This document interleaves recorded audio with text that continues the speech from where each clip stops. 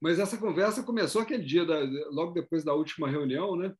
Que eu estava falando com o Mauro. Mauro, está na época aí de começar a nascer filhote para todo lado, e sempre conversando com o Mauro, tem aqueles macetes dele, assim, de qual o momento ideal para eu poder fazer uma separação disso, uma separação daquilo, quais os times que ele usa na prática dele, da rotina. Porque o dia que a gente estava conversando sobre isso, eu estava lembrando sobre, assim, sobre os processos que eu conheço de outras espécies, que, assim, se você perde o time, você perde grande parte da oportunidade, até da genética dos peixes e tudo mais, né? E aí foi quando ele pegou e falou, pois é, muita coisa se perde mesmo. Então começa daí essa conversa, e aí por isso que veio lá da embriologia, né? É importante entender, né, o processo de desenvolvimento embrionário e as influências externas nesse desenvolvimento embrionário, por uma questão, inclusive, de planejamento, né? Isso é importante, para que a gente possa obter melhores resultados. Ué, professor, então estica essa conversa um pouco mais aí, faz igual massa de pizza, né? Começa a espichar ela um pouco mais a partir desse, Alongar. a partir desse ponto aí. Sim, mas eu acho que tem um ponto antes de entrar exatamente nisso.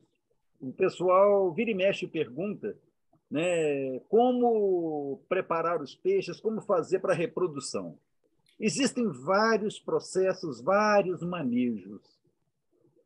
Você pode separar um trio, separar um casal, as opções que você quiser. Eu, preferencialmente, eu gosto de trabalhar com grupo, com família.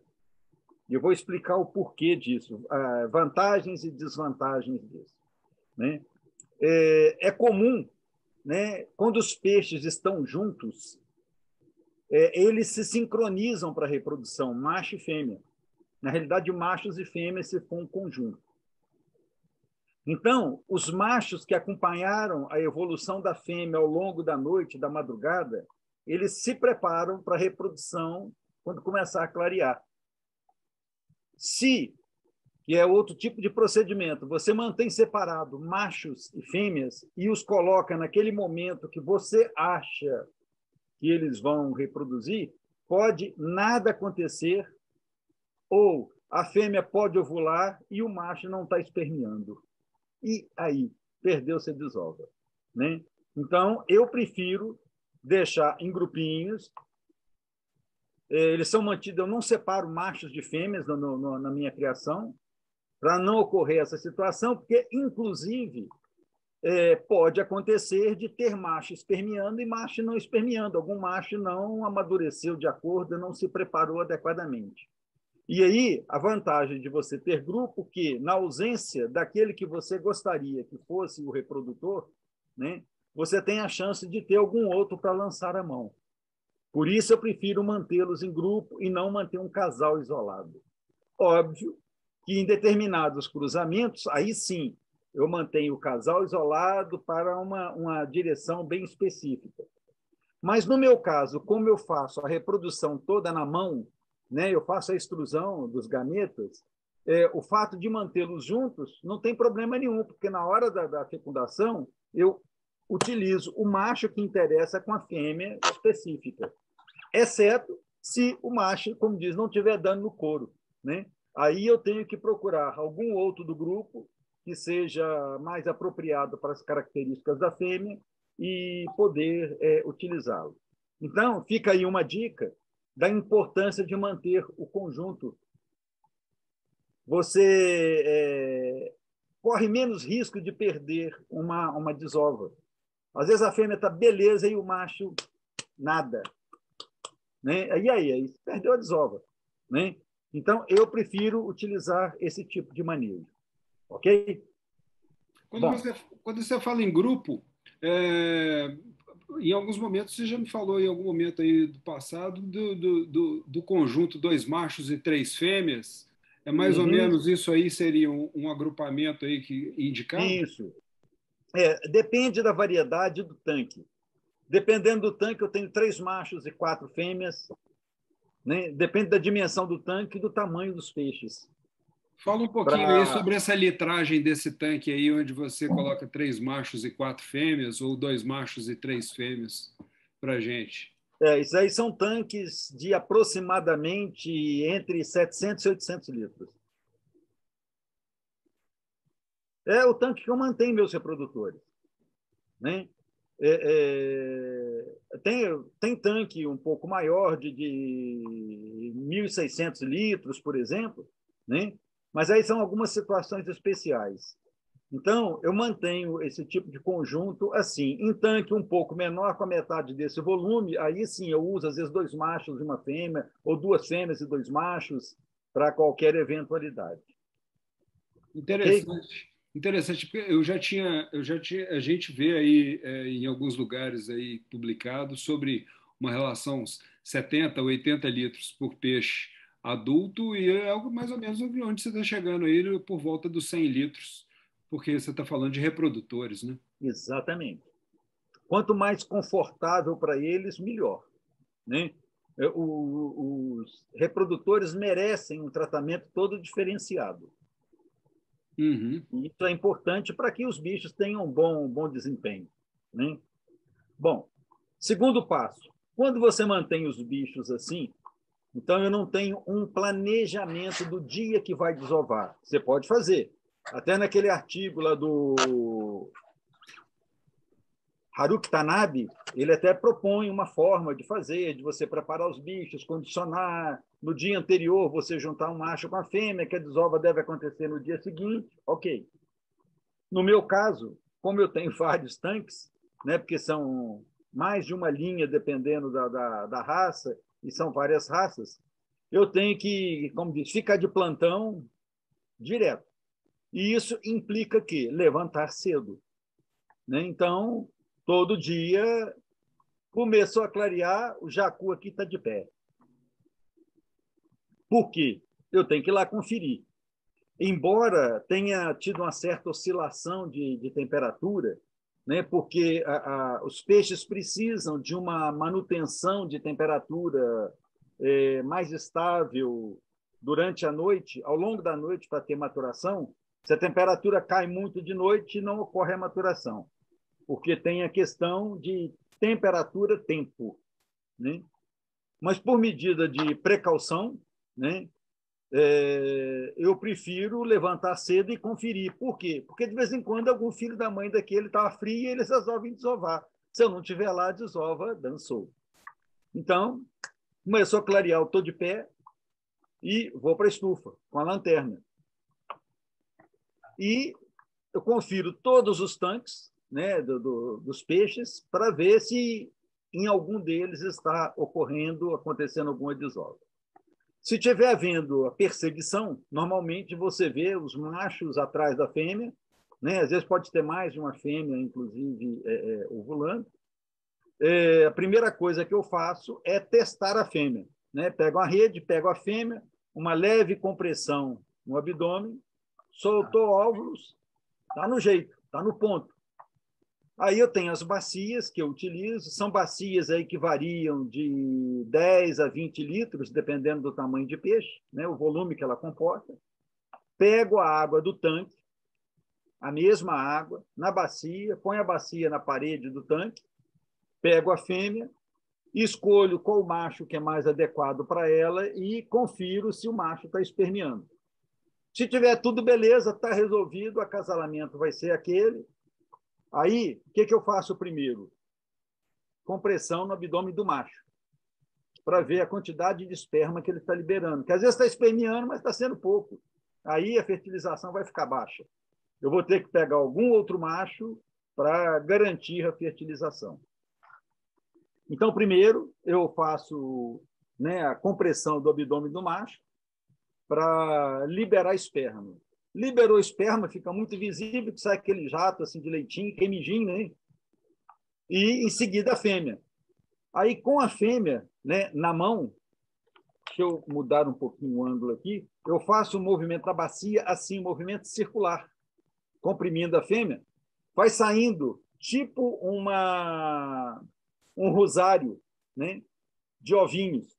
E nesse movimento circular, a cauda já ajuda a movimentar a água, vai esparramando os ovos, e eles vão esparramando. Por quê? Quanto mais esparramado ficarem os ovos, melhor nos passos seguintes.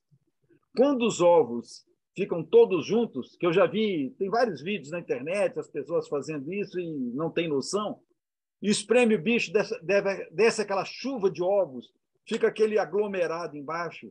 Olha, se não fertilizar, vai fungar e vai tomar tudo. E aí é complicado. E principalmente, no meu caso, que eu não uso antifúngico. Não estou dizendo que não devam usar. Eu não uso, porque eu quero ver, inclusive, o grau de resistência, né, desses ovos. É outra coisa, né? Porque quanto mais você oferece condições ideais, mais você está excluindo no processo de seleção, né, características de rusticidade e de resistência. Então, eu acompanho bem isso. Então, geralmente, essa extrusão é feita 3, 4, 5 vezes, dependendo. Às vezes é necessário usar mais de uma bacia, dependendo da fêmea.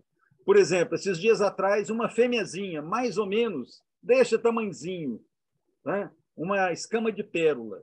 Eu tive que usar 2 bacias. Pérola, acho que pelo aquele formato de corpo, para vocês terem uma ideia, né? Eu já estou separando os alevinozinhos para colocar nas bandejinhas de crescimento. Olha, já tirei 300 alevinos, você olha para a bacia, parece que eu não mexi. É bicho pra cacete, é muito, muito. E quingo dá muito, muito filhote, né? Quando você faz a desova na mão, que os bichos não estão comendo, não tem nenhum atacando, aí você tem noção da quantidade de ovos que esses bichos liberam, que é uma estratégia biológica, né? Como esses peixes não têm comportamento parental de cuidado de filhotes, eles têm que produzir muito, muito gameta para ocorrer a sobrevivência de alguns, porque o processo de predação é bravo, né? Uhum. Geralmente, aquilo que sobra em condições naturais é para repor a população. Ou seja, no final, né, de diversas desovas, sobram alguns para manter a população. É o controle biológico. Como, no nosso caso, o interesse é a sobrevivência para ver expressão de características, selecionar, quanto mais bicho sobreviver, melhor, que maior é a chance de você fazer a seleção.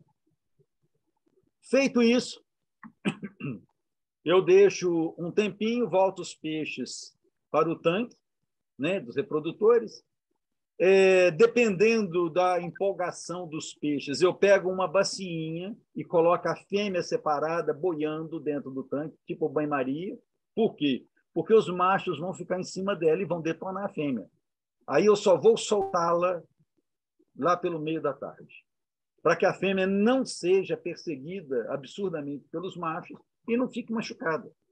Eu já presenciei no passado, assim, dos machos avançarem tanto na fêmea, de arrancar as escamas dos 2 lados, ela ficar limpa.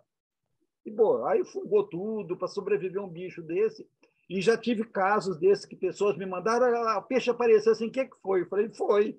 Né? Foi uma desova onde tem vários machos e os machos detonam as fêmeas. Detonam. Então, eu passo a fêmea para uma bacinha, deixo ela lá de banho-maria no tanque para soltar só no metade da tarde. Que aí já passou aquela liberação de feromônio, aquele treco todo, e eles vão deixar ela em paz. Às vezes, dependendo, eu, na hora que solto, eu ainda observo, se os machos forem em cima, volta para a bacia só no dia seguinte. Medida de precaução. Só para você ver o grau de amadorismo meu, né, o Mauro? Os peixes estão na caixa d'água lá, né? 3 caixas, né? Separei mais ou menos, tal. E só que é o seguinte, as caixas estão expostas ao sol e chuva, enfim, tá no tempo, né? Uhum. E aí a água começou a ficar esverdeou, né? Começou a ter alga, tal, etc. Simplesmente não consigo enxergar mais se tem perseguição, se não tem, olho as plantas ali para ver se tem alguma coisa, né? mas eu acho que esse ano vai passar, vamos dizer assim, sem ovos, né? Pelo visto. Não, porque... não. Pode ficar sossegado que não. O que está acontecendo? Né? Você está na situação de temperatura aí que oscila mais do que aqui, porque você está em um local mais aberto. Né? Aqui eu tenho muita árvore em volta, o vento frio transita em cima. Mesmo nessa água verde, se você observar, os bichos perseguem, e aí vem a curiosidade. A fêmea vem para a superfície. Ah, entendi. Os machos vêm perseguindo a fêmea na superfície. O que você tem que ficar é observar um pouco, tá com uma boa rede, pegar, testar quem é quem. Pode pegar aquela água verde mesmo, não tem problema nenhum. Pôr numa bacia, dar uma espremidinha no bicho, ou utilizar plantas e todo dia observar as plantas. Esse é um procedimento bem tranquilo, né? Mas tem que observar as plantas. Tem ovo, separa a planta. Né? Pode passar a planta para uma bacia, porque se ficar lá dentro, eles vão comer tudo. Ok? Não, pode beleza. Ficar tranquilo, porque a temporada, eles estão só ameaçando. Pois é, essa da fêmea ir para a superfície, eu não sabia. Por isso que eu falei, eu não vou ver, né? Porque eles ficam, em função de variação de temperatura, etc., eles ficam muito no fundo, né? A caixa de 500 litros. Então, às vezes, para você ver, você tem que passar a rede para suspender o bicho, para poder ver se está tudo bem, né? Vamos dizer assim. Quando eles estão desovando, dá muito movimento e a tendência da fêmea é vir para a superfície e os machos atrás. Entendi. Ela vem soltar os ovos mais na superfície, porque, em condições naturais, eles procuram regiões rasas para soltar os ovos.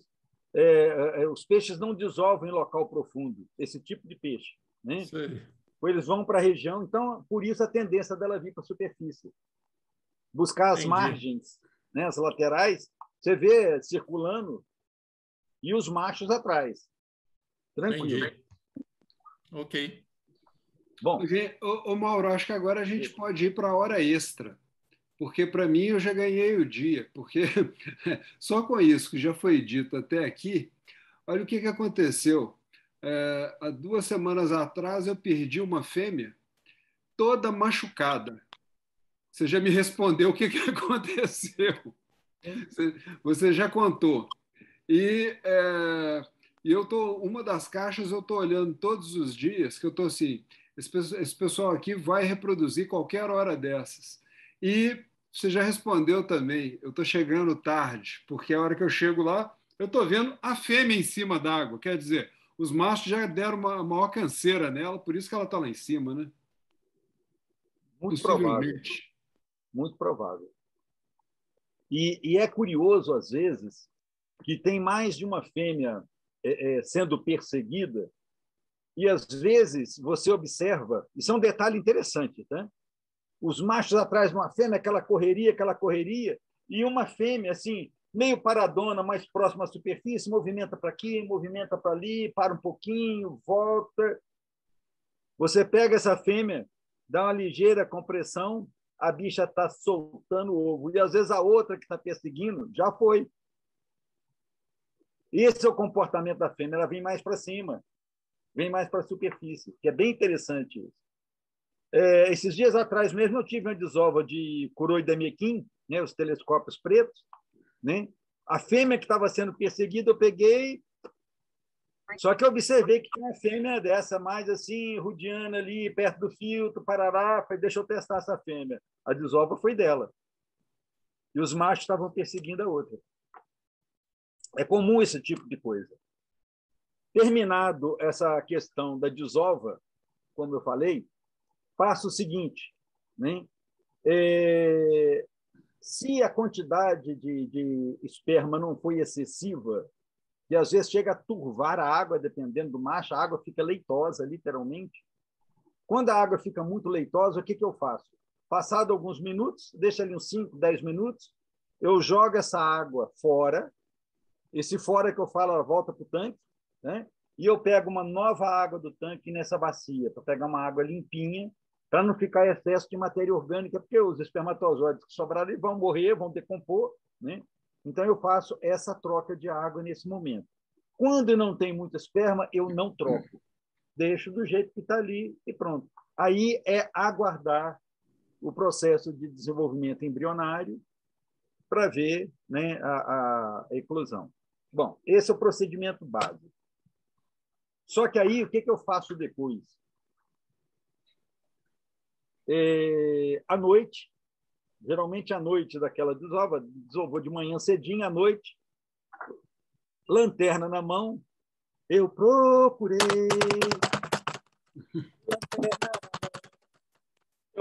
e encontrei a desova, né? E aí eu vou conferir o quê? Fertilizou ou não fertilizou? Por quê?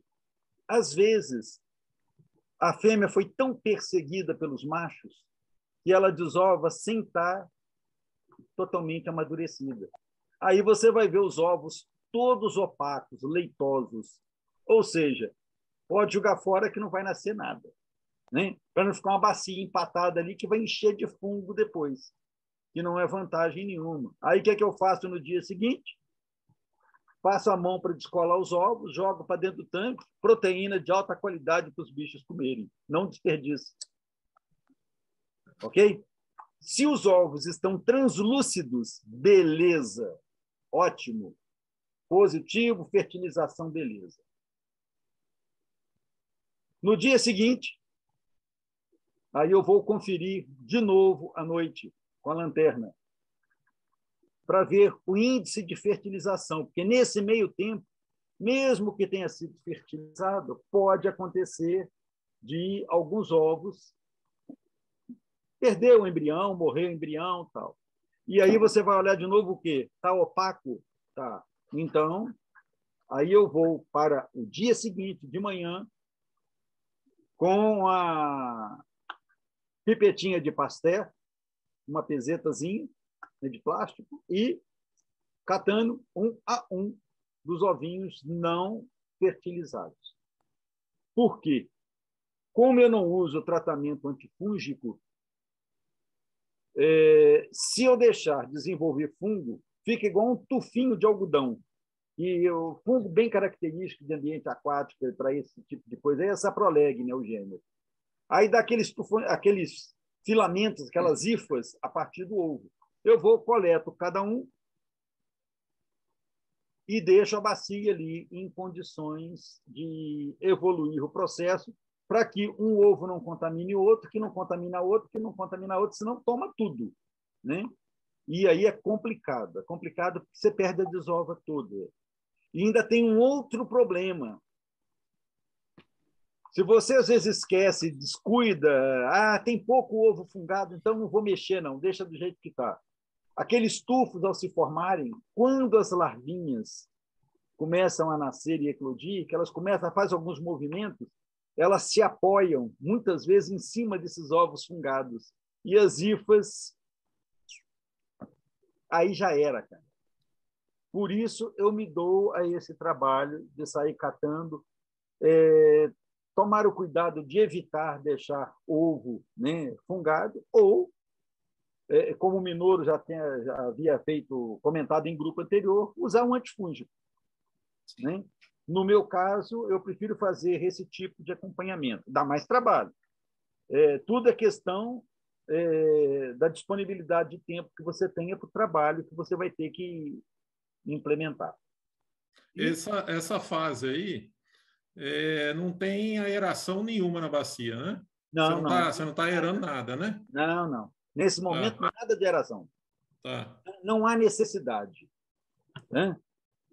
Você estando com a água de boa qualidade no tanque, não tem necessidade de colocar aeração. Não faço, não coloco isso. Né? Bom, okay. Aí começa a eclosão. Quanto tempo para eclodir? No artigo que a gente tinha encaminhado para vocês, e que Minoru San teve o trabalho lá de fazer a tradução, né? A gente vai ver o seguinte: em função da temperatura, leva mais ou menos tempo. Quanto mais quente tiver, mais rápido é o desenvolvimento embrionário, né, e eclosão. Quanto mais frio, mais longo é o período de desenvolvimento embrionário. E aí, um alerta. Geralmente, os peixes novos, peixes que ainda não desovaram, estão Os peixes do primeiro ano ainda não completaram um ano. Isso aí é outra coisa interessante para chamar a atenção, porque lá no artigo os autores comentam que os peixes começam a reproduzir com 2 anos, Sim. nas condições deles. Nas nossas condições aqui, com 8 meses, já tem bichinho desovando. Tudo depende do grau de desenvolvimento que o químbio teve ao longo da estação de que ele nasceu para a próxima temporada de desova. Mas eu já tive casos aqui de peixes a partir de 8 meses já estão desovando, né? E esses peixes novos geralmente são os primeiros a desovar na temporada seguinte. Eles ainda não têm muita experiência, entre aspas, né? Não tem muita noção dessas oscilações que ocorrem de temperatura. Então, como diz, pintou oportunidade, está igual moleque, doido para dar uma pegadinha, né? Então, eles são muito precoces na reprodução. E esse é um dos problemas. Por quê?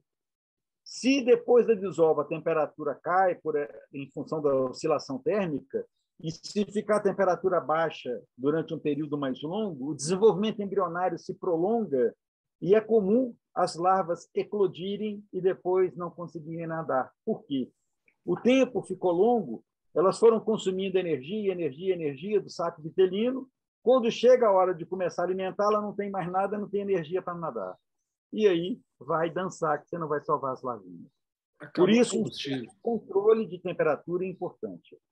Queria também aproveitar para lhe perguntar se vale a pena deixar, nesse tipo, né, de usar as buchas ali, ou água, se vale a pena deixar na caixa ou é melhor tirar o que ficou grudado. Porque o que aconteceu aqui? No fundo, ficou, sei lá, mais de 1.000 ovos.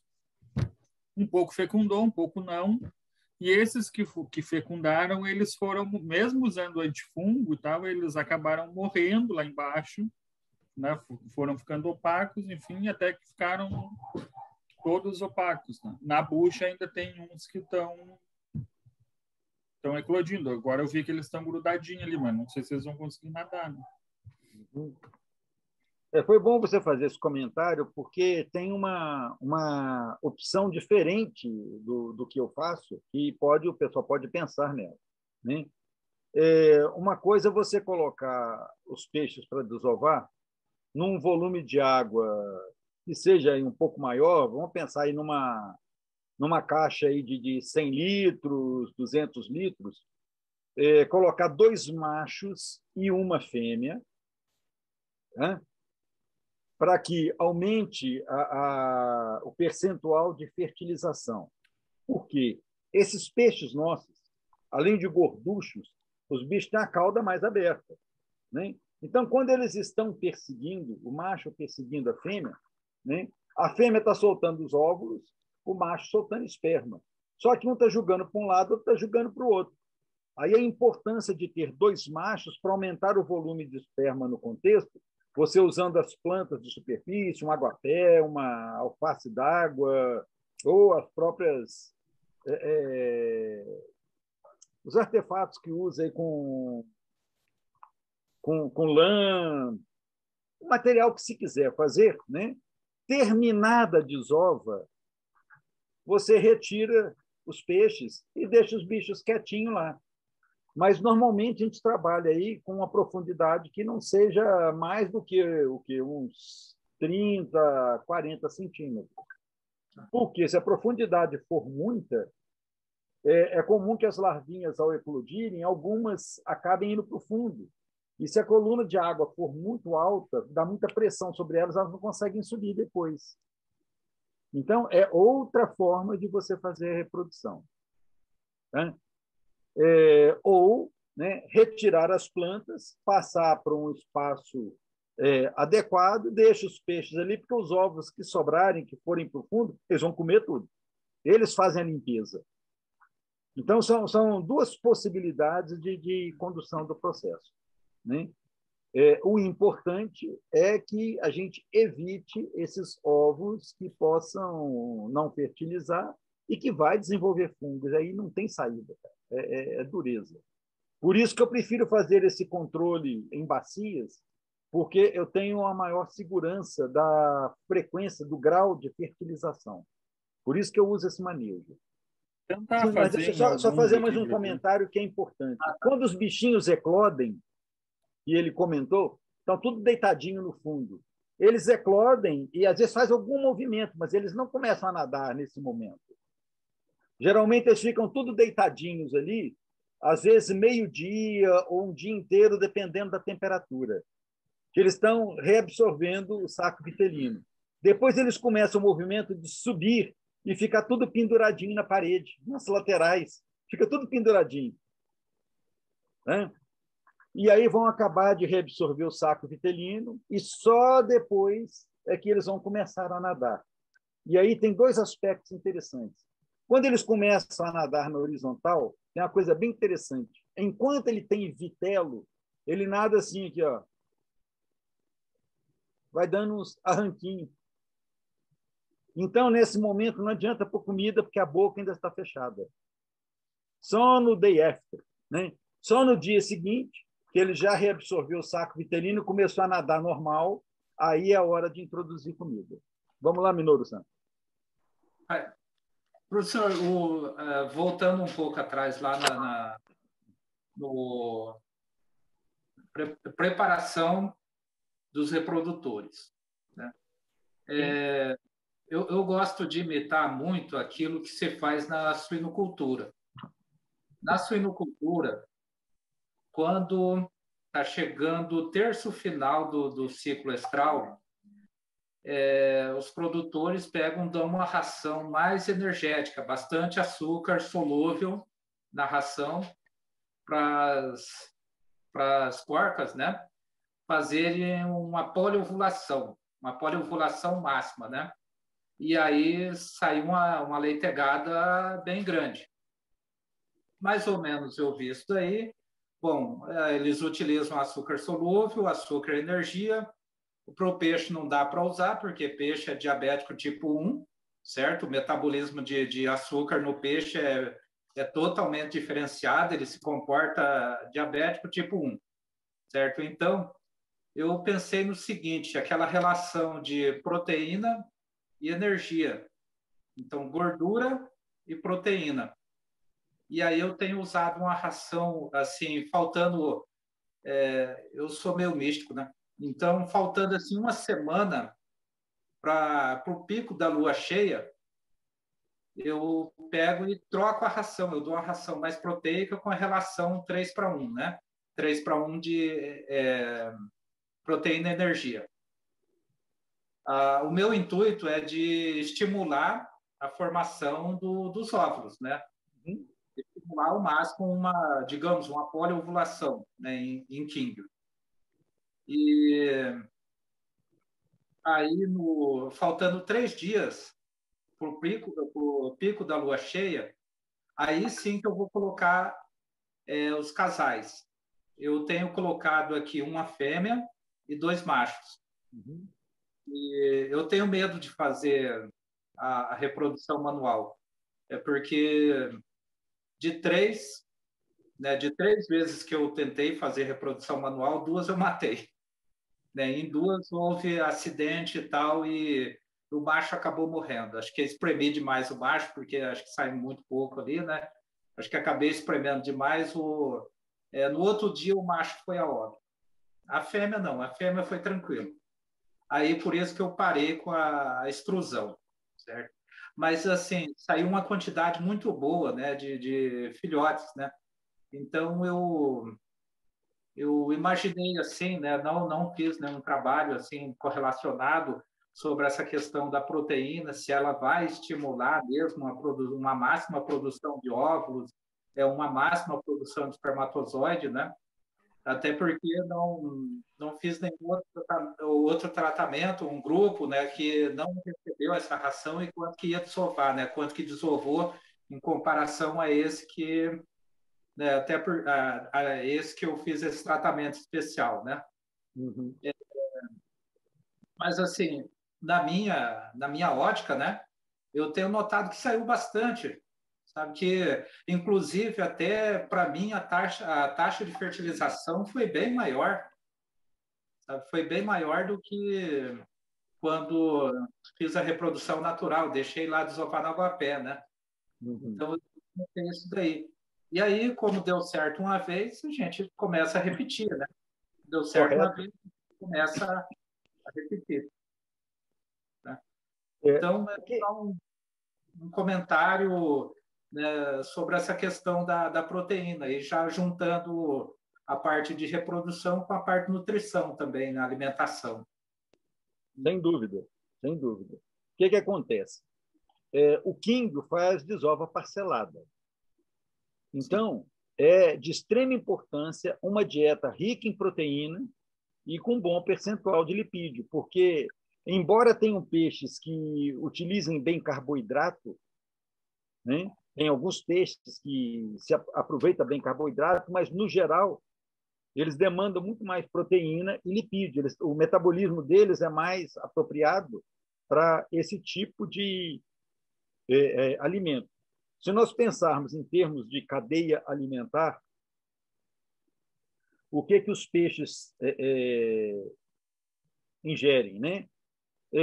Ou são algas, que são a fonte de lipídios na origem, que vai sendo transferido para os outros níveis da cadeia alimentar, e proteína. Né? Em condições de ambiente aquático, em termos de carboidrato, é baixo. Né? Então, é de extrema importância ter uma boa dieta, né? Um bom aporte proteico, né? E também lipídico, porque é isso que o bicho vai utilizar. Realmente, peixe é por aí. Aqui, no meu caso, eu utilizo uma ração comercial que ela tem uma concentração de 45% de proteína. Tá? É uma ração extrusada, é ração para peixe carnívoro. Sim, né? sim. E que eu uso para química. Isso. Olha, o resultado, acho que não tenho nada a reclamar, acho que não poderia ser melhor. Funciona maravilhosamente bem. Então, depois que lá no passado eu usei, testei, experimentei, viu que funcionou bem, aquilo que você falou funcionou bem, passei a repetir. Então, eu uso essa ração com esse teor de proteína. Tranquilo, sem problema, funciona muito bem. E você tem que imaginar, como o bicho tem desova parcelada, a fêmea terá novas desovas em seguida. E eu acho que eu já comentei aqui uma vez, se não me falha a memória, né, de eu ter acompanhado uma fêmea ao longo de uma temporada de desova e ela fazer 15 desovas consecutivas. Eu fiquei admirado.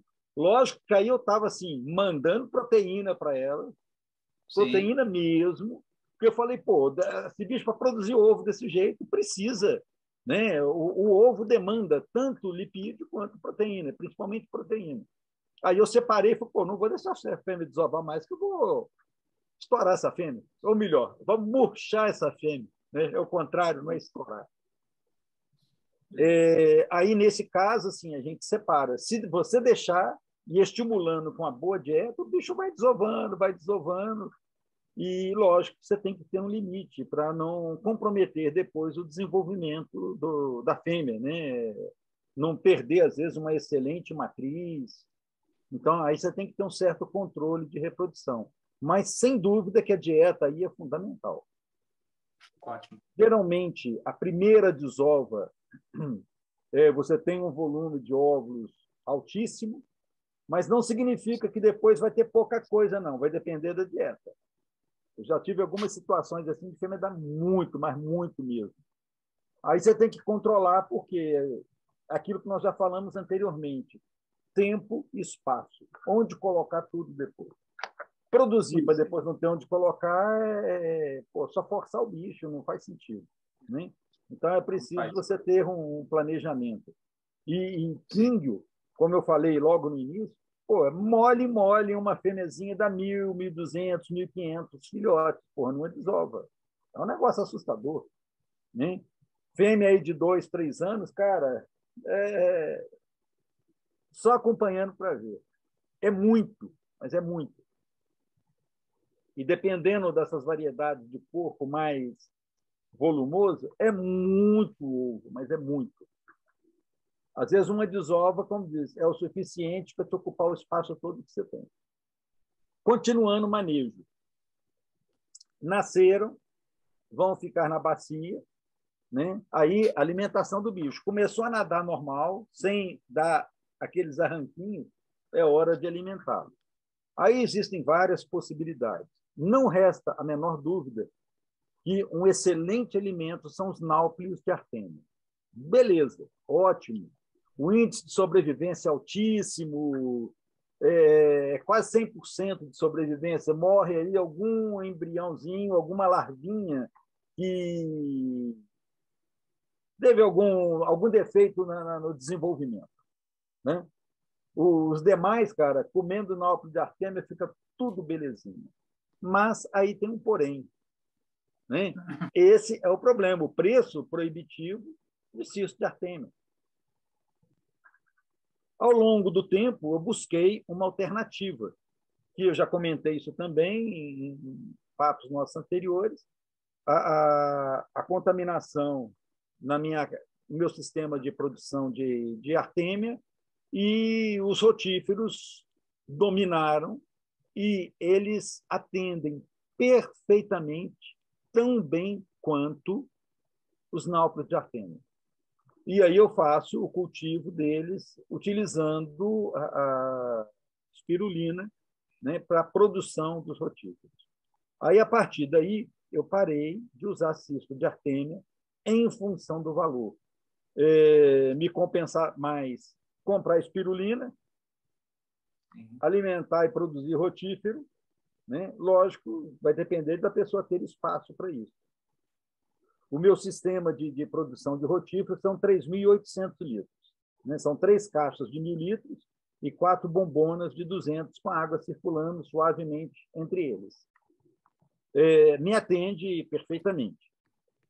Quando tem, às vezes, alguma oscilação térmica, isso pode interferir na reprodução dos rotíferos, né? Aí eu sou obrigado a usar um recurso técnico de emergência, que também é um excelente alimento, que é gema de ovo cozida. Mas gema de ovo cozida tem um inconveniente. Se você errar na mão, aquilo que sobra deposita no fundo e vai desenvolver fungo. Forma uma película no fundo. Dá muito fundo. Aí você tem que fazer TPA, cara, todo dia. Com os rotíferos, eu faço TPA a cada 3, 4, 5 dias. Com gema de ovo, todo dia. Todo dia. Porque aquilo que eles não comeu, sedimentou, cresce o fungo. Aí você tem que limpar, e tem que limpar mesmo, senão começa a matar os bichinhos. E você não pode deixar resíduo nessas bacias, porque é muito bicho. Toda a matéria orgânica que fica no fundo vai entrar em decomposição, ação bacteriana. E aí, consumo de oxigênio, porque nesse momento eu ainda não ponho aeração, até mesmo para não revolver o sedimento. Ok? Então, esse procedimento eu mantenho por um prazo de 15 a 30 dias. Depende de quê? Do volume, da quantidade de alevinos e a dimensão da bacia. Geralmente, após esse período, aí sim eu faço já a primeira seleção. Eu peguei uma colher daquelas de sopa, fiz uma quebrada de asa nela, assim, pega o cabo, né? Ela faz isso, fica aquela colher em ângulo reto e vou catando um a um. É outro trabalho de paciência. Se quiser fazer seleção, é isso daí, né? Por quê? Eu não vou ter espaço para colocar tudo aquilo para crescer. Qual idade, professor? Oi? Com qual idade faz a primeira seleção? Entre 15 e 30 dias. Vai depender do seguinte: quando a densidade de população é grande, o crescimento é mais lento. Quando a densidade de população é menor, o crescimento é mais rápido. Então, a primeira coisa que eu tenho que observar é o quê? É a cauda. 4 lóbulos, 3 ou 2. Então, dependendo da variedade, cauda simples não interessa. Para as variedades que a cauda deve ser dupla dentro do padrão, todo peixinho de cauda simples já vai ser descartado, não vou colocar para crescer nos tanques de crescimento, não vai ter um manejo diferenciado que teria que tem, no caso, para os de 4 lóbulos. E aí é 1 a 1.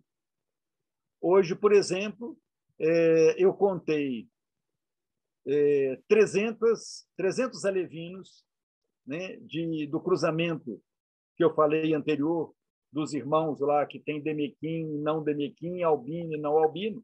Separei 300 alevinos albinos, 3 caixinhas, 3 bandejas, 100 em cada. Ok? Bom, feita essa seleção, eles vão para as bandejas de alevinagem.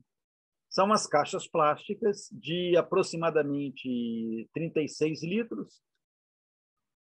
E aí eu faço essa seleção, passo para a bandeja, deixo um período lá para estabilizar a temperatura, equilibrando. Depois eu solto essa filhotada. Mas eu queria voltar um pedacinho atrás, porque eu estou esquecendo de um detalhe que eu acho importante. Nessas bacias, após o momento que eclodiram, eu coloco um pouquinho de dáfnia em cada uma delas. Por quê? As dáfnias vão filtrar água para mim, cara. Vão trabalhar. Lógico que os peixinhos não vão comer os neonatos de dáfnia, porque são grandes para ele, mas elas vão manter a água limpinha. Não colocar em excesso para não ter um excesso do consumo de oxigênio, mas vai manter a água filtradinha. Estou pondo os bichos para trabalhar. Você gostou, né, Mário? Estou vendo sorriso, assim. Tênica, cara. Tênica. Eu estou rindo porque a hora que você falou assim, por que eu coloco as dáfnias? Aí eu fiquei pensando assim, porque você não é besta, né? Eu queria voltar lá na parte da alimentação anterior vamos dizer, na formação que o Minoru estava falando lá, dar uma carga. Eu tenho bastante minhoca aqui, que eu tenho a compostagem. A minhoca é um alimento adequado. Eu usava, por exemplo, quando eu tinha as fêmeas de beta, eu dava para elas muita minhoca, porque eu via que aumentava muito a qualidade dos ovos. Tá? Os ovos ficavam maiores, mais, vamos dizer, com mais alevino, né? Vamos dizer assim, com mais saco alevínico. Isso aí trazia vantagem. Nos quindio é mais ou menos do mesmo jeito? Ou não? Vocês não usam minhoca nos quindio para não engordar eles? Não, como diria o Dorico Paraguaçu, cara, sem duvidamente. É isso aí mesmo. Minhoca. Porque peixe gosta de minhoca, excelente, né? Excelente. Uma outra coisa que eu fazia com os beta, porque como eu aquele problema lá do Maniquis Good nós não have, eu não conseguia artêmia, né? Porque, por exemplo, meu irmão morava em São Paulo, ele comprava uma porção de artêmia, a artêmia que tinha os náuprios que tem ali na porção de artêmia, dá para você alimentar muito, né? Mas como eu morava em Bauru, não tinha essas facilidades, eu criava cíclope para dar de comer para os novinhos. Os quindio pega cíclopes, porque o cíclope ele é bem mais esperto do que a artêmia, né? O quindio pega, porque o quindio é meio bocó, né? Comparado com o beta, eu acho o quindio meio devagar. É meio lerdinho, sim. Ele é mais lerdo que o beta, né? O beta é bem carnívoro, é um bicho bem agressivo. E os lebisque também são, né? Sim. O problema os quindios são do mesmo tipo ou eles são bem mais lerdos? Eu, pelo menos, acho que devem ser mais lerdos. Eu nunca fiz, tá? Doido para os meus começar a correr aqui. Ninguém quer saber de correr, não. Os cíclopes têm um problema. Porque existem inúmeras espécies de cíclopes. Inúmeras. E algumas são predadoras. Elas sugam o sangue, né? Elas parasitam os adultos, assim. Os que eu tinha aqui, elas vão pegar os filhotinhos. O sangue dos adultos também. Vão pegar o cíclope, pega as larvinhas e suga as larvinhas. É complicado, cara. Eu já vi cíclopes dando de cima, assim, a turma em cima de tubifex, cara. Sim, Eles que o são cíclope é agressivo, predadores. sim. E Por isso que eu pergunto se serve ou não, porque eu acho ele agressivo. O mas meu tem um outro aparecia problema. cíclope no sistema e eu usava os filhotes para acabar com o cíclope, mas... Não, sim. O cíclopes tem um outro problema, porque o bicho adulto ele tem um mecanismo de escape, que ele dá um salto. Exato. As larvinhas não conseguem pegá-los. Uhum. Os peixes, de um modo geral, os peixes mais lentos, só comem os estágios larvares do cíclope. Mas, ao mesmo tempo, eles estão predando os peixinhos. Sim, e aí sim. o estrago está feito. E cíclopes ataca tanto a larvinha quanto os ovos. E ataca os Se você adultos deixar também. um tanto de cíclopes na bacia de desova, vai tudo pro saco. Na minha experiência, eles atacam até os adultos. Eles Sim. picam, por exemplo, dos beta, eles picam as guelras. Os bichos ficam infernizados quando tem cíclope no pote, né? Porque eu tinha 300 potes com beta dentro, então sempre aparecia cíclope. E eu usava, trocava, fazia as trocas nos potes, né, de água, troca total de água, não troca parcial, né? Uhum. E eu tinha cíclope e aparecia, era do sistema. Não conseguia acabar, usava para alimentar os filhotes, mas eu estou pensando que no caso dos king não vai prestar, né? Vai depender da espécie de cíclopes, porque tem várias. Precisa ser um cíclope meio São bobo. cultivadas para alimentar larvas, né? Mas são espécies que não têm esse comportamento predador e nem esse movimento de fuga tão exacerbado. Porque se tenta pegar um cíclope com a pipetinha para você ver se você consegue. O bicho dá um salto, cara, que é impressionante. Sim. E ele Camarão, é né? Ele faz o mesmo mecanismo do camarão. E voa longe, né? E eles predam as dáfnias também. Eles não conseguem predar a dáfnia adulta, mas os neonatos vão tudo para o saco. Eles matam tudo. Com pouco tempo, acaba a criação, o cultivo de dáfnia. Ciclopóide é interessante que existe uma inversão em ambiente de água doce, aquático de água doce. Nós temos mais adequados cladóceros, mas em ambiente de água salgada são ciclopóides. As espécies ciclopóides de água doce são mais complicadas. De água salgada fazem parte da cadeia. Você quase não tem cladócero em ambiente marinho, né? A população são poucos. Então, vamos para o estágio seguinte. Feita a transferência para as caixinhas, para as bandejas de larvicultura, aí sim, nessas tem aeração. Aí essas eu mantenho com aeração, né? Eu coloco 100 alevinos em cada bandeja dessa e eles vão permanecer ali aproximadamente um mês e meio, dependendo da variedade, até 2. Aí vão para os tanques de crescimento. É só o tempo dele adquirir um tamanhozinho mais adequado para ir para o ambiente externo. E, nesse momento da transferência para o ambiente externo, vem uma nova seleção. Às vezes, né, aqueles filhotinhos que separei, a caldinha, tudo de 4, beleza? Aí você vai ver, um tem torto aqui, o outro virado para lá, o outro para cá. Aí é a hora de fazer uma nova seleção para ir para a caixa para crescimento final.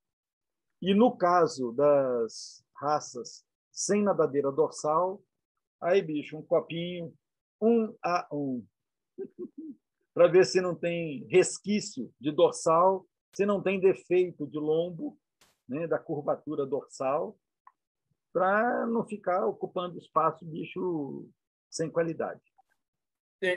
Desses, por exemplo, dessas banheiras, né, de 36 litros, ali vão 100 peixinhos por banheira.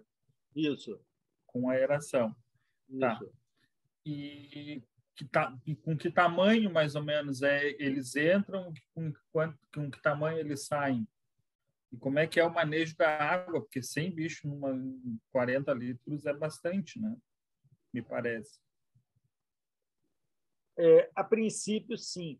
Mas se você pensar que numa bacia de 15, 20 litros tinha 1.000, Sim, mas tinha Dei mil uma árvores, folga né? enorme para eles. Não, tranquilo, eu estou entendendo, estou só de molecagem. Né? Esse tamanho é muito relativo, o Ederson. Por quê? Como eu falei no início, você ainda não estava, no momento da transferência dos bichinhos, varia muito em função da densidade de população. Às vezes, foi bom você falar isso porque me chamou a atenção para mais um detalhe que eu não havia falado. Às vezes é necessário, por exemplo, com uma semana que eclodir os bichinhos lá, eu ter que dividir aquela população em 2 bacias, para não ter um excesso de população, porque vai retardar o crescimento. Então, é comum eu fazer uma divisão daquela população eclodida no final de uma semana, aproximadamente. Por quê? Quanto maior a densidade, mais lento vai ser o crescimento. Ok? Então, eu não me dei ao trabalho de medir para te dizer exatamente o tamanho que estão os bichinhos. Já está no olhômetro, né? E eu faço isso automaticamente. Então, a partir do momento que os bichos caracterizaram a cauda, eles vão para as bandejas, para as caixas de 36 litros. Né? Ali, o crescimento é relativo, porque depende muito da raça, né? E do tipo de alimentação que eu tenho disponível no momento. Mas, geralmente, é o quê? O bicho vai alcançar um tamanho, eu estou aqui tentando imaginar a medida do dedo, né? Ao final desse período, ele estaria aí com 1,5 centímetros, mais ou menos. Vou te dizer que a importância da troca de água é maior quando os bichos estão maiores. Quando os bichos são novinhos, é muito mais importante a aeração do que a troca de água. Porque quanto maior o peixe, mais hormônio inibidor de crescimento ele libera. Ok? Quando está pequenininho, a liberação de hormônio é bem menor. Então, não afeta muito. Aí eles vão para os tanques de crescimento. Aí vão para as caixas d'água de 500 litros, que geralmente eu transfiro aí uns 50 para a caixa, ou uso o limite de 25 para eu não mexer mais. Né? Depende do que eu tenho disponível em termos de caixa, se eu coloco 50 para subdividir depois, ou então já coloco 25 para ficar definitivo. E tendo em mente que peixe não crescem todos igualmente. Né? Eles não têm esse comportamento. Vai ter uns que crescem mais rápido, outros que crescem mais lento, aí você tem que fazer um manejo para frente.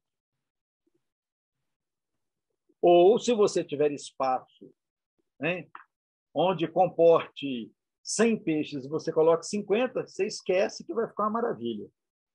Mas aí você tem que ter espaço e volume. Quando eu criava os beta, eu fazia essa troca d'água, eu fazia via gotejo. Eu tinha umas valvulinhas dessas diárias, eu deixava gotejando, tipo 40 gotas por minuto, por aí, e fazia a troca de água. Era um nível pequeno de água que eu trocava, que eu tirava assim, com um tubinho desse de compressor de ar, punha uma tela de silk presa assim, e com isso conseguia manter o nível, com um agotejamento bem baixo.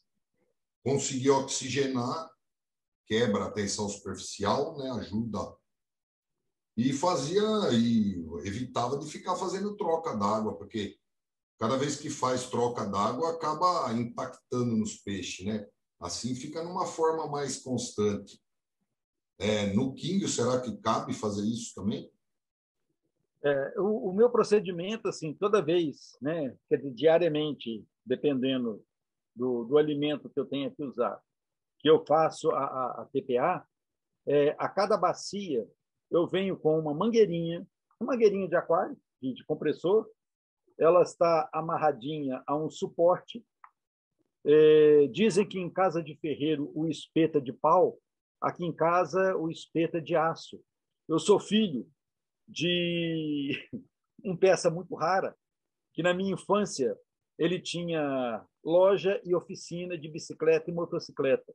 Então, eu me acostumei muito com o raio de roda de bicicleta. Eu amarro a mangueirinha no raio, seguro na cabecinha do raio e guio a mangueira no fundo da bacia. Eu tenho um conjunto de raios, que aí meu pai, um tempo atrás, me deu um maço assim, amarradinho.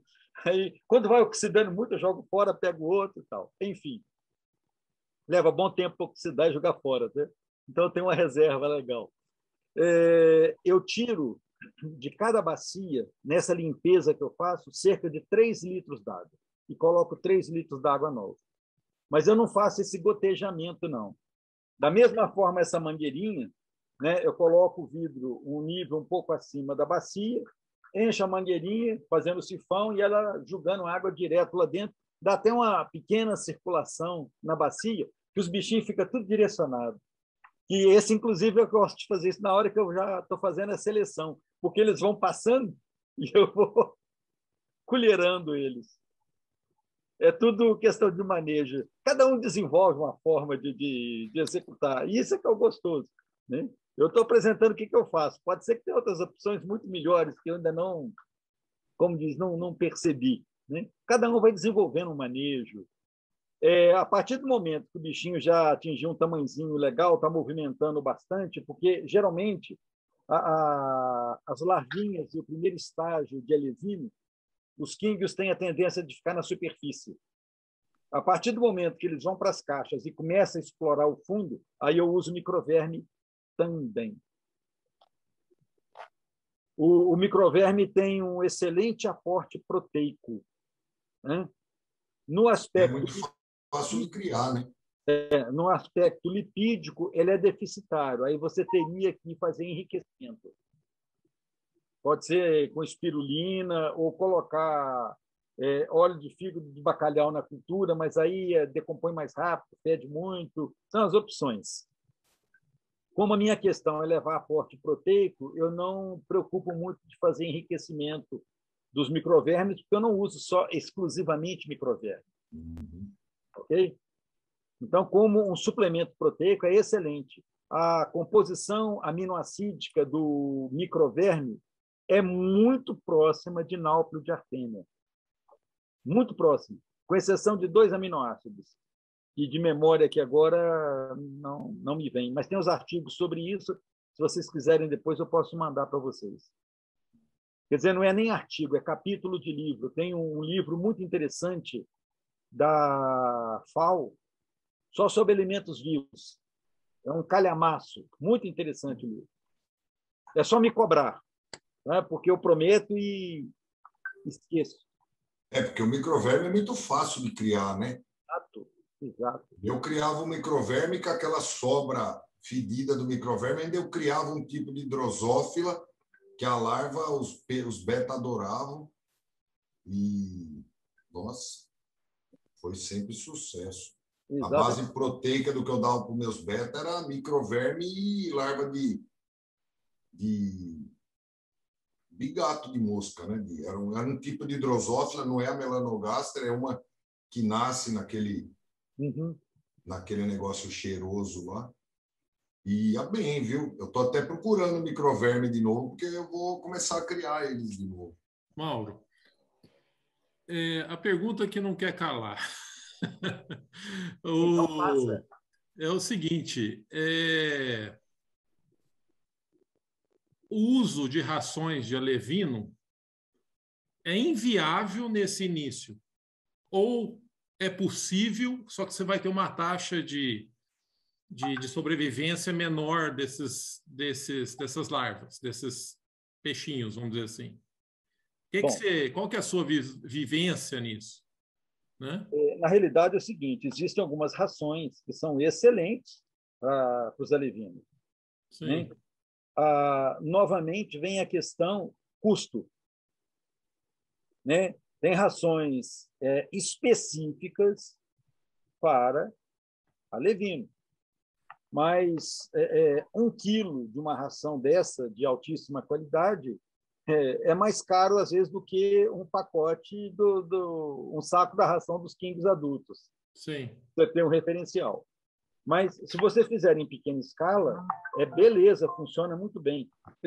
Naquele ponto que você estava comentando ali sobre os microvermes, então, na sua opinião, aqui está mostrando três filhotes de betas aí, o de cima alimentado só com artêmia, o do meio com artêmia e microverme, e o de baixo só com microverme. Possivelmente devem ser irmãos de uma mesma ninhada, né? Qual é o problema limitante do microverme? Ausência de ômega, os lipídios do grupo ômega. Se você enriquecer o microverme, está resolvido o problema. O que acontece, Mário? Na realidade, a fonte dos ômegas na natureza, né, em ambiente aquático, são as algas. A cadeia alimentar só concentra à medida que vai consumindo. E para o peixe, os lipídios do grupo ômega são essenciais. Então, eles obtêm da dieta. Então, você fazendo enriquecimento, está resolvido o problema. Tanto é fato que a criação de cladócero, por exemplo, das pulgas d'água, né? A própria dáfnia, a própria artêmia, tal. Você pode fazer o cultivo massal usando levedura, que é o fermento de padaria, né? Só que o que é preconizado nas grandes pisciculturas, que já sai mais barato, 24 a 46 horas antes de oferecer para os peixes, entra com um concentrado de algas, para esses filtradores concentrarem os ômegas e carrearem os ômegas para a dieta do bicho. É isso daí, procedimento básico de piscicultura.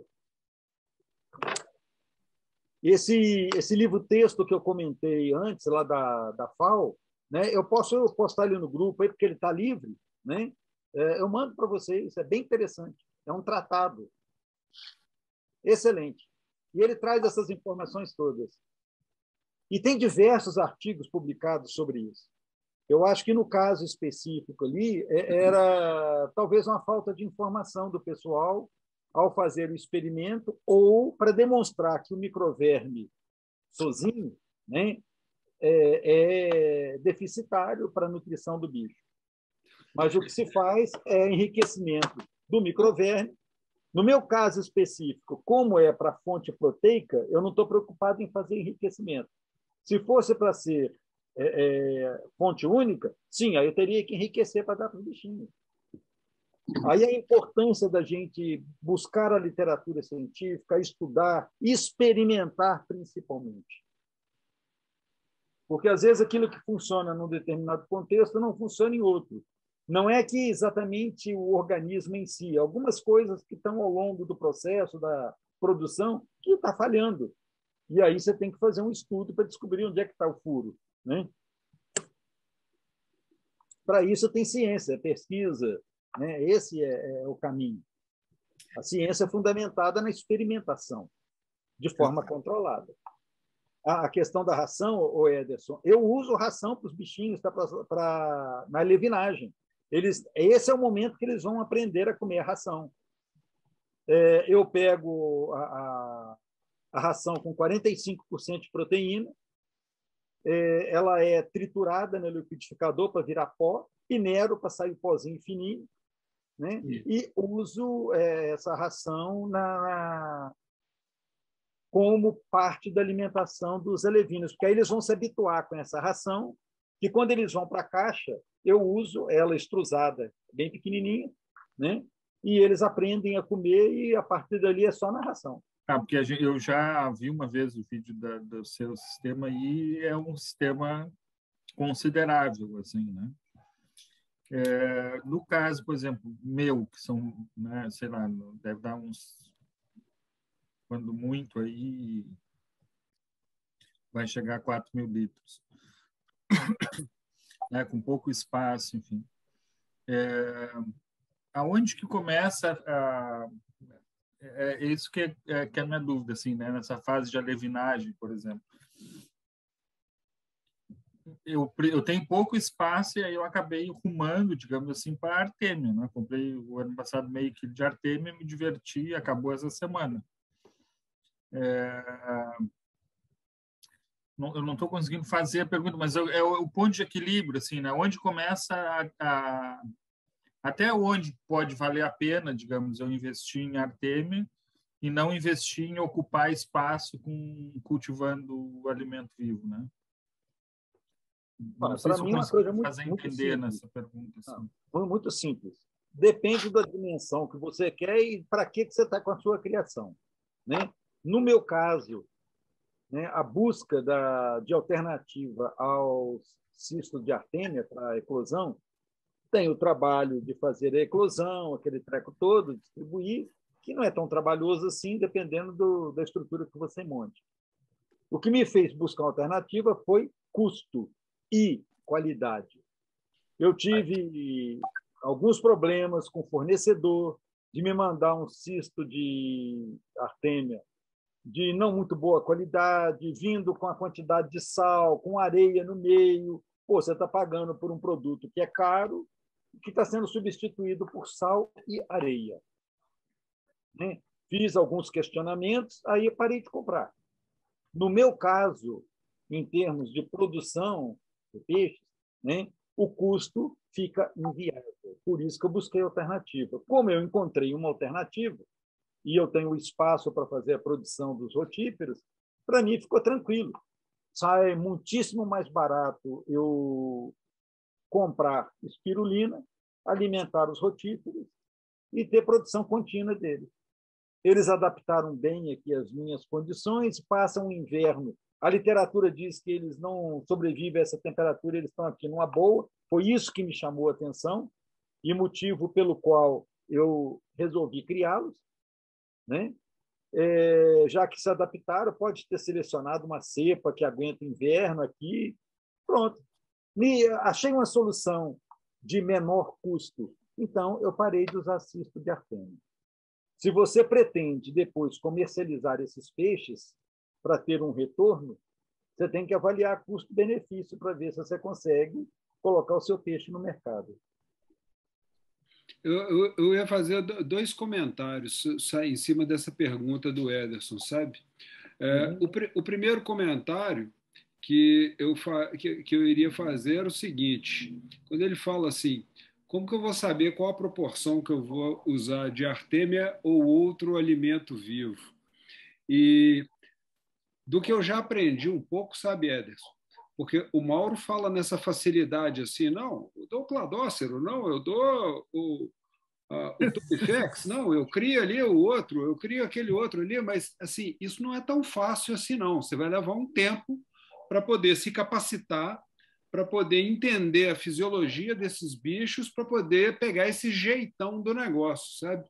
Então, é justamente nesse ponto é que esses comentários anteriores do Mauro dos processos de pré-seleção, eles se fazem importantíssimos, porque se você deixa excesso de larvas desenvolver, você vai ter todo mundo subdesenvolvido e um problema alimentar gigantesco, né? Você vai ter um monte de alevinos nanicos. Exatamente. Então, é crucial, por isso que ele estava... essa questão que ele veio falando assim, que hora que eu faço a primeira seleção? Que hora que eu faço a segunda? Aproveito esse momento e passo a peneira de novo. Ele está aumentando a viabilidade e a qualidade do que está sobrando para poder tocar essa operação. Se a gente deixa em excesso, esse talvez foi um dos maiores motivos, um dos maiores motes da gente ter chegado com essa conversa, né? Como que ele faria esse processo de ir peneirando até diminuir a densidade, né? A coisa que eu já aprendi assim na minha curta caminhada é que segunda chance não existe, né? Se o bicho não apresenta um mínimo de qualidade, você vai engordá-lo para quê? Você só vai ocupar espaço. Mas, viu, Mauro, o que nós falamos aqui na hora que você saiu é que, na verdade, o seu hobby é criar alimento vivo. Os peixes é só uma maneira de ficar livre dos alimentos. Não, isso é um fato. Criar alimento vivo é trabalhoso. Eles me dão mais trabalho do que os peixes. É fato. É fato. Mas como eu gosto disso... A meta é virar vizinho do resultado... Mauro para poder ele dar o destino para os alimentos vivos dele, né? Pois é, eu estou pensando nisso aqui, estou perto dele. Você chegou a ver aquele negócio do hibisco?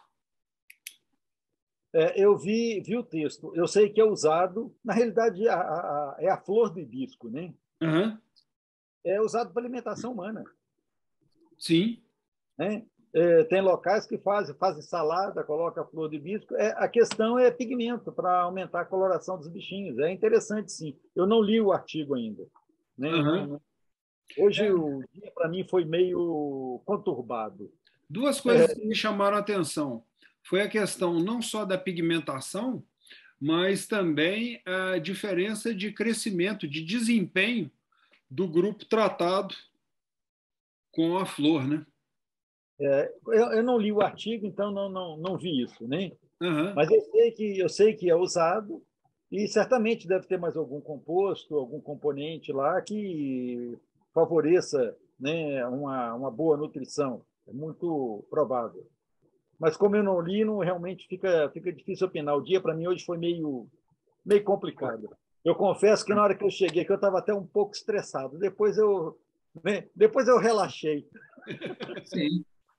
Tá nervoso, cria peixe.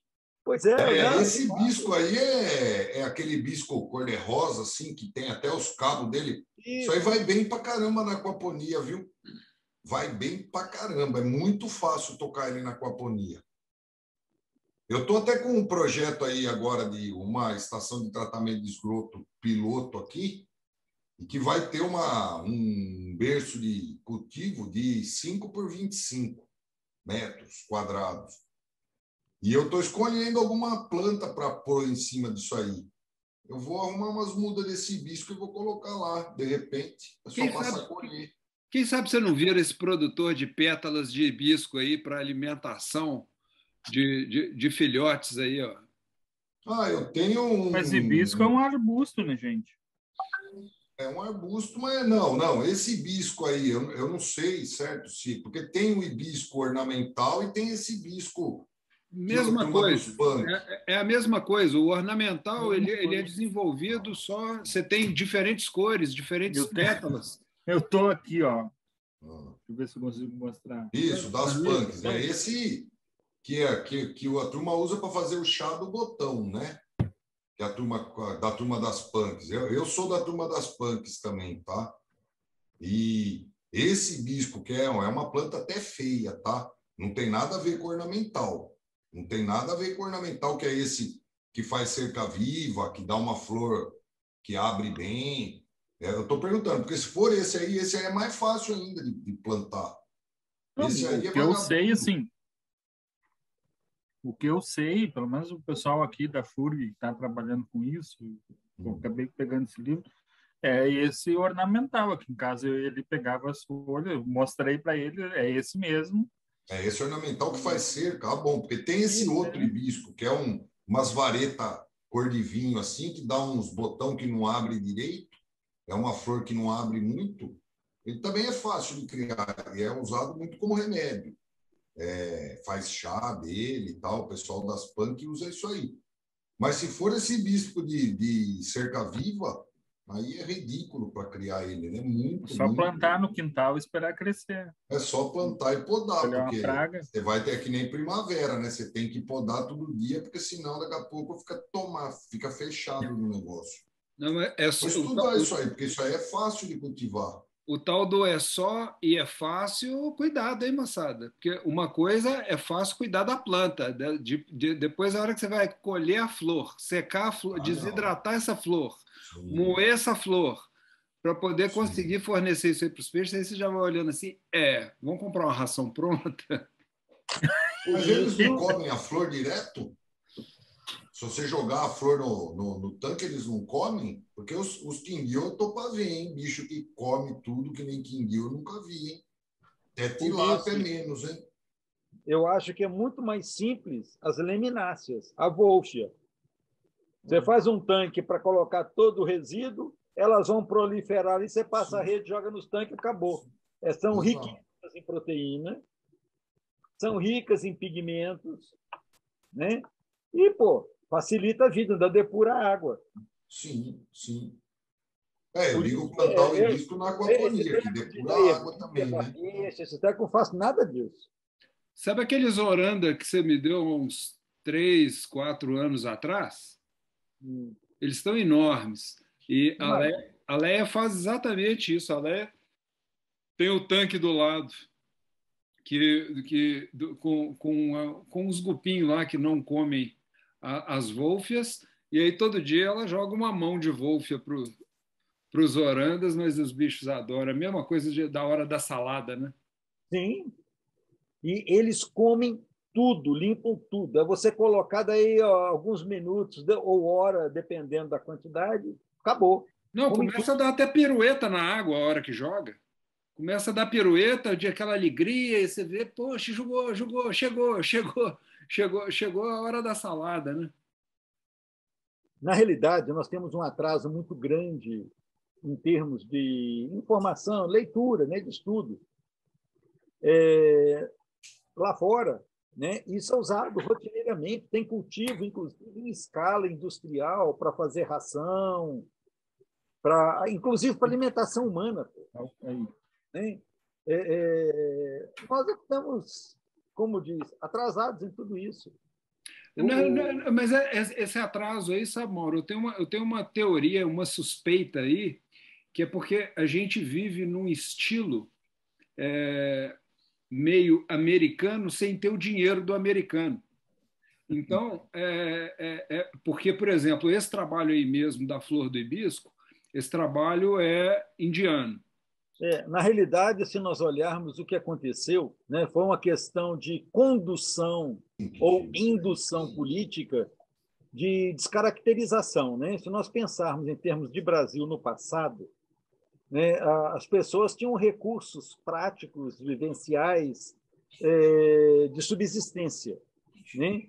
E aí, com os procedimentos novos que foram colocados, criou-se uma demanda que descaracterizou, aculturou recursos. Observe as punks, né, que são excelentes, né, que a maioria das pessoas hoje não conhecem, estão tentando resgatar, até que tem a publicação aí que o Ederson colocou, né, apresentou, porque são recursos interessantíssimos, e isso lá fora, para os povos, inclusive, que têm pouco recurso econômico, eles não perderam isso. Aqui no Brasil foi alienado.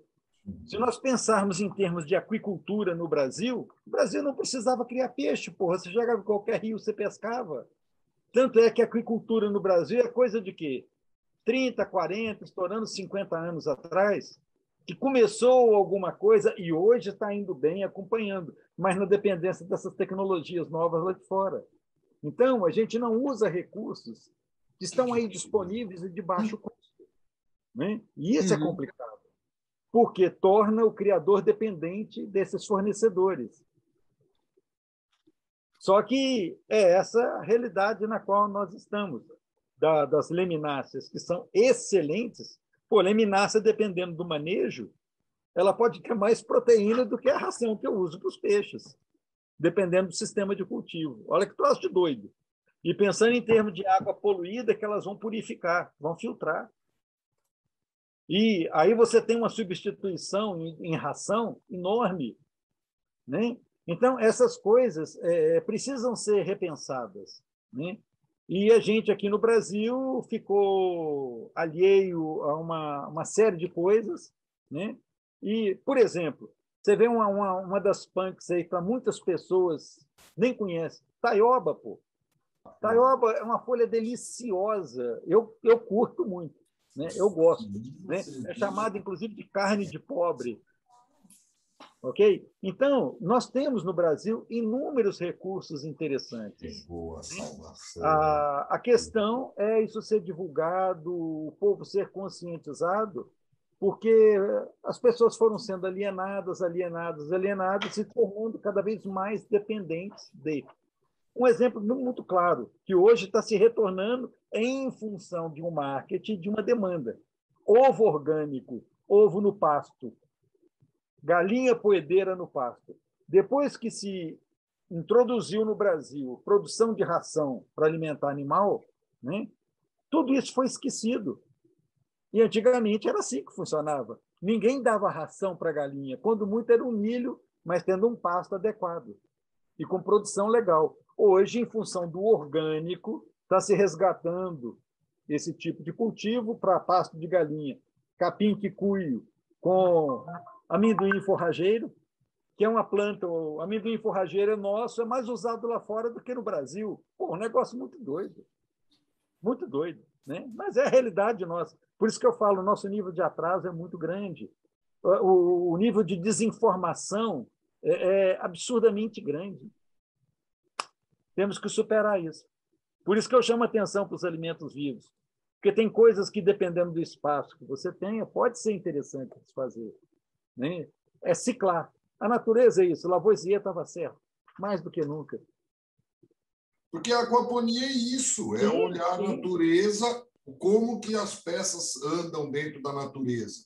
E copiar de uma forma intensiva, removendo alguns obstáculos, compartimentalizando algumas coisas para facilitar a colheita e manejo, mas a ideia é seguir a lei de Deus, né? A lei da natureza.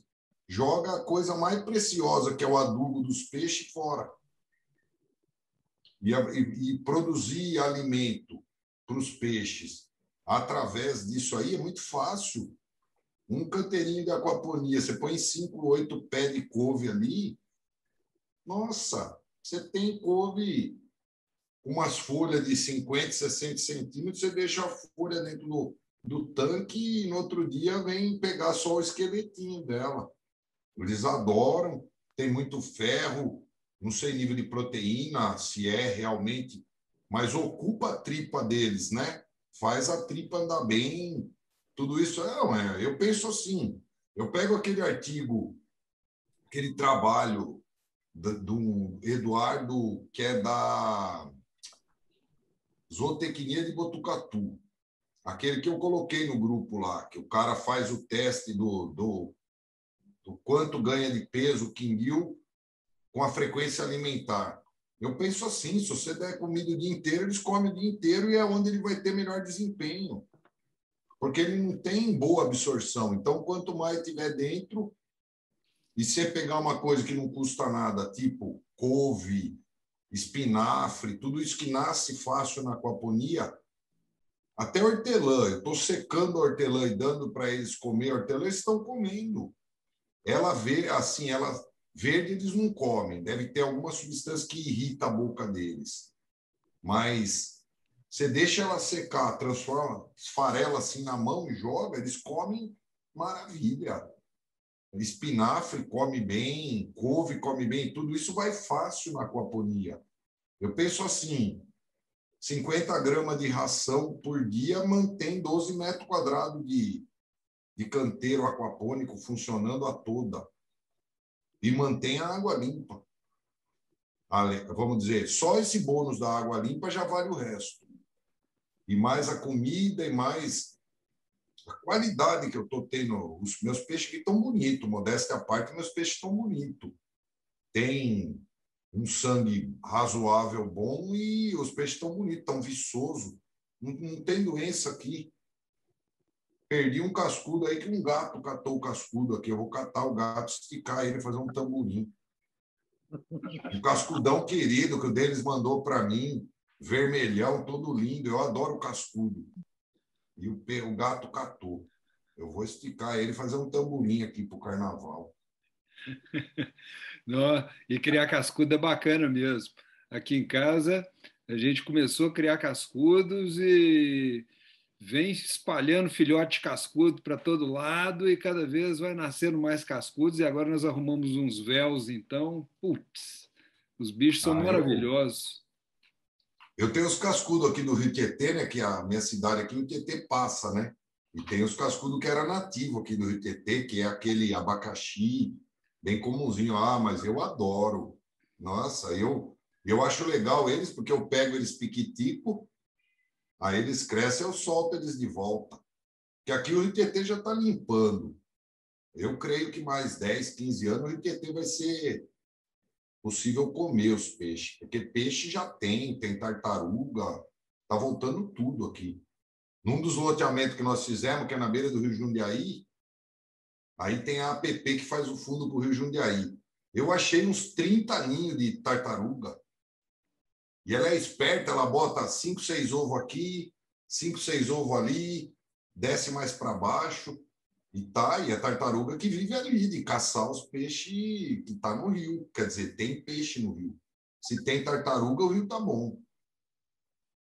E ela, eu vi as cascas do ovo jogadas no chão e falava, mas cadê ninho? Cadê não sei o quê?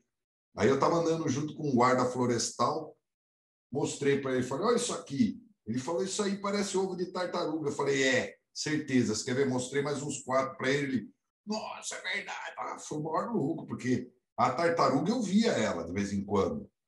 Porque o rio já está bem mais limpo do que quando eu conheci ele, né?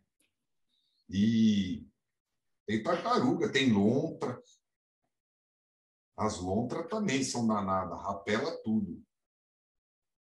Num dos afluentes do Rio Tietê, que passa dele num loteamento, eu tinha um Oscar que estava, sei lá, mais de 1 quilo já, e o bichão era desses albino vermelho. Eu dei para um amigo meu que tinha um tanquinho, a lontra foi lá e largou só a cabeça para trás. Num dos papos com o Fábio, tinha a possibilidade de ele apresentar para a gente a questão da aquaponia com os quíngos. Não sei se ele tá de acordo aí, se teria disponibilidade, hein, Fábio?